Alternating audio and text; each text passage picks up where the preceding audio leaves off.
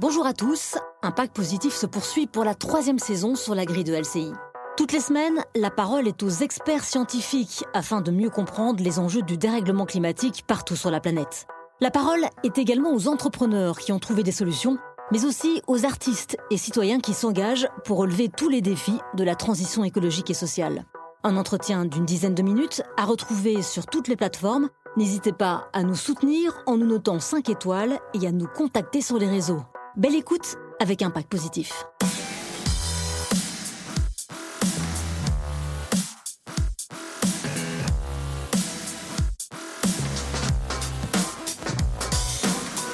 Bienvenue dans Impact Positif sur LCI, l'émission qui vous parle de la transition écologique et sociale. Et quelques jours après la COP30 de Belém, on vous propose de faire le point sur cette COP ce week-end, de décrypter les décisions, de se projeter sur la prochaine. Nous sommes ravis d'être avec Françoise Vimeux. Bonjour. Bonjour. Merci beaucoup d'être avec nous. Vous êtes climatologue et directrice de recherche à l'Institut de recherche pour le développement. Merci beaucoup d'être avec nous. Une COP qui ne s'est pas terminée avec de grandes annonces. C'est même plutôt la déception qui domine, mais écoutez le président brésilien Lula, le Brésil, qui était hôte de cette COP. Au cours de l'année où la planète a dépassé pour la première fois, et peut-être de manière permanente, la limite d'1,5 degré au-dessus des niveaux pré-industriels, la communauté internationale avait le choix entre 2 options: continuer ou abandonner. Nous avons choisi la première option. En fin de compte, la science a prévalu et le multilatéralisme a gagné. Voilà, le multilatéralisme a gagné. Comment peut-on décrypter ces propos, Françoise Vimeux? Cela veut dire que même sans les États-Unis, on peut s'entendre, on peut aller de l'avant, se parler, éviter le pire en termes de réchauffement? Oui, en fait, ce qu'il faut bien comprendre, c'est que juste avant la COP, il y avait vraiment une forte inquiétude, oui. À savoir effectivement si sans les États-Unis, on peut continuer à agir. Est-ce que les États-Unis vont servir d'exemple à d'autres pays qui vont quitter les négociations climatiques? On se rend bien compte, on est dans un contexte de tensions géopolitiques, de tensions commerciales. Les États-Unis quittent effectivement l'accord de Paris au mois de janvier prochain. Et puis, depuis plusieurs années, COP après COP, on a une grande défiance entre les pays du Nord et les pays du Sud. Donc il y avait vraiment la question qui se posait. Et là, ce qui s'est passé, c'est que les 194 pays ont réaffirmé qu'il était vraiment nécessaire d'agir, de lutter contre le changement climatique. Et ça, c'est vraiment un grand soulagement après cette COP. Oui, vous parlez effectivement d'un soulagement. Le multilatéralisme est debout. Ça, c'est sans aucun doute ce qu'on peut tirer comme conclusion après cette COP. Au final, c'est quoi une COP? Est-ce qu'on peut dire que c'est un grand machin nécessaire? Il faut quand même rappeler à ceux qui nous écoutent et ceux qui nous regardent que c'est 194 États qui discutent ensemble avec des cultures totalement différentes et qui discutent au consensus. Chacun doit s'assurer qu'il peut concrétiser ses engagements. Oui, les COP, c'est ces conférences des parties qui sont organisées tous les ans. C'est un petit peu comme une réunion de copropriétaires. Ouais. On habite tous la Terre et on a un problème commun qui est ce changement climatique. Et une fois par an, on se réunit à la fois pour faire le point sur différents aspects, on va en reparler, mais aussi pour savoir comment on va avancer, qui fait les efforts, qui est aidé. Et c'est absolument nécessaire. Alors, c'est pas suffisant, on le voit bien, mais c'est nécessaire et c'est le seul outil que nous avons pour régler un problème au niveau mondial. Et pour moi, dans l'histoire, c'est la seule fois où on a un problème au niveau mondial et on en discute tous ensemble autour d'une table. Alors, lors de cette COP, on attendait une feuille de route sur la sortie des énergies fossiles. Il n'en a pas été question. On rappelle que brûler du gaz, du pétrole et du charbon, c'est ce qui émet du CO2 et les émissions de CO2 réchauffent la planète. Rien de tout cela donc dans cette déclaration finale, ou plutôt juste une allusion au processus enclenché à Dubaï qui, lui, mentionnait les énergies fossiles. Oui, c'est une forte déception parce qu'il y a 2 ans à Dubaï, il était clairement écrit qu'il fallait faire tous les efforts possibles pour transitionner en dehors des énergies fossiles, donc pour sortir. Et donc là, ce qu'on attendait, c'est le comment. Comment on fait pour sortir des énergies fossiles? Donc on attendait cette feuille de route, on attendait qu'elle soit décrite et en fait, elle n'est même pas mentionnée. Et ce qu'il faut savoir, c'est qu'aujourd'hui, on attend davantage des COP qu'elles nous expliquent, qu'elles nous disent comment on va mettre en œuvre les décisions qui ont déjà été prises, plutôt que de prendre de nouvelles décisions. Et donc là, c'est vraiment une très forte déception. Oui, d'autant plus que si on se réfère à l'accord de Paris, cet accord-là n'est pas respecté, Françoise Vimeux. Non, on est loin de l'accord de Paris, qui dit qu'on ne doit pas dépasser un réchauffement de 1,5 degré. Aujourd'hui, le réchauffement, il est de 1,24 degré. On sait qu'on va arriver à 1,5 degré au début de la décennie 2030-2040, donc demain. Oui. Donc, ça n'est plus possible de respecter l'accord de Paris, à moins d'avoir des diminutions totalement drastiques et inimaginables de nos gaz à effet de serre. Donc, effectivement, là, il faut vraiment essayer de minimiser au maximum le réchauffement climatique. Et si c'est pas 1,5, ça sera peut-être 1,6, 1,7, 1,8, mais nous ne sommes pas sur ces trajectoires-là. Il faut aussi regarder le positif aussi, Françoise Vimeux. Depuis 10 ans, effectivement, on a réussi quand même à baisser nos émissions. Et alors qu'il y a 10 ans, on était sur une trajectoire à plus de 4 degrés d'ici la fin du siècle. Eh bien, aujourd'hui, on est plutôt sur 2,6 degrés, 2,8 avant cette COP30. Ça veut dire une chose, ça veut dire que l'action est possible. Alors l'action est possible et finalement elle fonctionne. C'est ça qui est intéressant.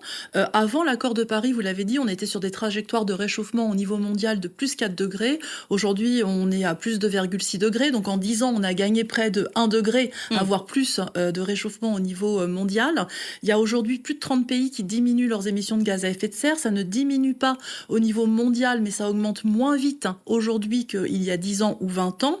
L'accord de Paris, il a aussi été utile parce qu'aujourd'hui, tous les pays ont un cadre pour l'action climatique. On a 140 pays qui ont des objectifs de neutralité carbone à horizon 2050-2070.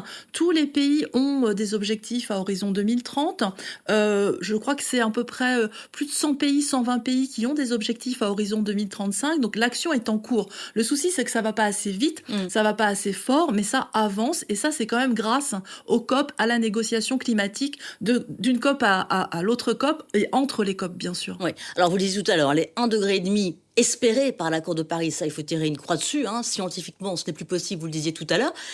Jean-Marc Jancovici aime bien dire que pour tenir cet accord, il faudrait un Covid par an. Alors, c'est vrai que ça renvoie à de mauvais souvenirs, mais ça veut bien dire ce que ça veut dire, c'est-à-dire qu'il faut vraiment des efforts drastiques pour tenir cette trajectoire. Oui, si on veut en fait limiter le réchauffement à 1,5 degré par rapport à l'ère pré-industrielle, il faut diminuer nos émissions de gaz à effet de serre de 57% à horizon 2035 par rapport à leur niveau de 2019.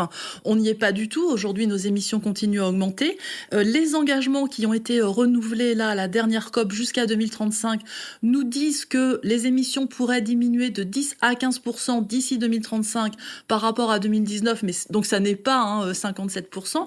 Donc on n'est pas sur la bonne trajectoire. Est-ce que ce que voulait dire Jean-Marc, c'est que effectivement diminuer de 6 à 7% nos émissions par an, c'est ce qui s'est passé pendant l'année des confinements. Eh bien, c'est ça qu'il faudrait faire. Ça donne une image de ô combien c'est difficile et ô combien il faut se préparer pour réaliser ça. Alors quand on dit un monde à plus 2,6 degrés, cette trajectoire-là, ça ne veut pas dire qu'effectivement la France sera concernée par ce plus 2,6 degrés. En France, la France, l'Europe se réchauffe plus vite qu'ailleurs. Donc on sera plutôt, nous, vers plus 4 degrés, d'où les plans annoncés par le gouvernement, une France à plus 4 degrés. Concrètement, ça veut dire quoi, une France à plus 4 degrés ? Alors une France à plus 4 degrés, c'est une France où vraiment c'est très difficile de vivre.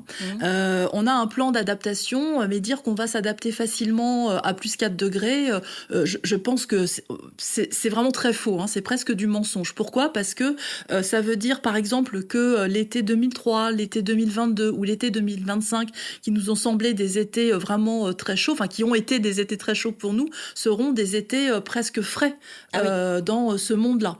Donc vous voyez la souffrance que nous allons avoir pendant l'été. Ça veut dire que les événements météorologiques extrêmes comme les pluies torrentielles que l'on a vu par exemple dans le Nord-Pas-de-Calais l'hiver dernier, ou les sécheresses que l'on vit par exemple dans l'Aude, dans les Pyrénées-Orientales, sur la côte méditerranéenne, seront des événements beaucoup plus fréquents et beaucoup plus intenses et beaucoup plus étalés sur l'année. Donc c'est vraiment une France différente dans laquelle il est difficile de vivre. Pour revenir à cette COP30, c'est vrai qu'il y avait beaucoup d'attentes par rapport aussi à la présidence brésilienne. C'est vrai que les partisans de l'accord de Paris allaient à Belém avec beaucoup d'espoir. Ils attendaient quelque chose de cette COP30. Qu'est-ce qui fait que finalement ça n'a rien donné ? Alors c'est difficile de répondre à cette question. Il y avait beaucoup d'attentes parce que effectivement le président brésilien a fait des grandes annonces avant la COP, probablement pour atténuer ses décisions quelques semaines auparavant sur de l'exploitation pétrolière. Tout à fait, au large de l'Amazonie. Voilà, exactement. Donc là, il y a peut-être eu un effet médiatique et donc on attendait beaucoup aussi parce que le Brésil, c'est un pays qui est extrêmement concerné par la déforestation et donc il y avait une très grande confiance, je pense, accordée à la présidence brésilienne, ce qui était différent il y a 2 ans à Dubaï. Et puis finalement, on voit que le texte qui est sorti à Dubaï était beaucoup plus ambitieux, mentionnait les énergies fossiles, et là, ça n'est pas le cas. Donc ça accentue probablement la déception que nous avons. Alors, il y a plus de 70 pays, en tout cas, qui n'ont pas publié leurs nouveaux engagements pour réduire leurs émissions, dont l'Argentine, l'Inde, l'Arabie Saoudite, 120 autres l'ont fait. Qu'est-ce que ça veut dire, ça, concrètement aussi ? Ça, c'est un point assez grave, parce que dans le fonctionnement des COP, tous les 5 ans, on fait un état des lieux de où en est chaque pays pour ses émissions de gaz à effet de serre, et les pays doivent revoir à la hausse leurs ambitions. Et ça, c'est vraiment le fonctionnement de la COP. Dès 2015, à l'accord de Paris, on savait que les engagements sur la table n'étaient pas suffisant pour respecter un réchauffement de 1,5 degré au plus. Donc là, on attendait que les pays donnent leurs engagements et que les engagements soient revus à la hausse. Donc vous l'avez dit, il y a, je crois, c'est 118 pays qui ont donné leurs engagements. Les engagements n'ont pas vraiment été relevés à la hausse. C'est pourquoi on est toujours sur une trajectoire entre 2,5 et 3 degrés. Il y a vraiment là aussi un manque d'ambition. Et puis, il nous manque, effectivement, plus de 70 pays qui n'ont pas donné leur contribution. Et s'ils donnent leur contribution, on s'attend à ce que ça ne soit pas vraiment très relevé. Oui. Alors, il faut dire aussi que le contexte est terrible. Les contextes sont terribles. Guerre commerciale, crainte d'une guerre tout court, des pays qui se réarment. Les priorités sont clairement ailleurs. Et vous le disiez, on ne sait jamais trop comment la trajectoire va dévier. Ça, c'est que la grande inconnue, effectivement, de ces COP. Et pour vous aussi, climatologue. Exactement, oui. En fait, à chaque COP, on remet à jour la trajectoire de réchauffement sur laquelle nous sommes. Donc aujourd'hui, on l'a dit, on est sur une trajectoire de réchauffement qui nous amène à la fin du siècle à un réchauffement de l'ordre de 2,6 degrés, 2,6, 2,8 degrés. On espère, bien sûr, toujours abaisser cette trajectoire. Et c'est ce qui s'est passé jusqu'à présent, COP après COP. Mais on n'est jamais à l'abri que cette trajectoire soit revue à la hausse, à cause par exemple de contextes géopolitiques. On a vu par exemple l'Inde, qui est un pays émergent, qui était finalement vraiment sur la réserve pour parler de la sortie des énergies fossiles. L'Inde qui est quand même un grand émetteur de gaz à effet de serre. On a vu que la position de la Chine, en fait, c'est toujours un peu difficile de savoir ce qu'elle est. La Russie, qui était aussi en retrait. Et puis bien sûr, tous les pays pétroliers. Donc on ne sait pas comment ces négociations climatiques vont évoluer en regard des tensions commerciales, des tensions géopolitiques. Alors, il y a eu un acquis, un point important quand même lors de cette COP, c'est les financements pour les pays en voie de développement, pour les aider dans leur adaptation, dans leur transition, pour les dédommager, tout simplement pour les dégâts subis et causés par les pays du Nord. Lors de cette COP, a été acté le triplement des fonds pour l'adaptation des pays en voie de développement. On parle toujours de 300 milliards par an d'ici 2035. Ça, c'est un acquis positif de cette COP. Oui, alors à la COP dernière, l'an passé, on était resté sur une enveloppe d'aide pour les pays du Sud qui atteignait 300 milliards de dollars par an, qui doit servir donc pour les pertes et dommages, donc le financement des dégâts dus aux impacts du changement climatique, qui doit servir à l'adaptation au changement climatique et qui doit aussi servir à aider les pays du Sud à se développer de manière décarbonée.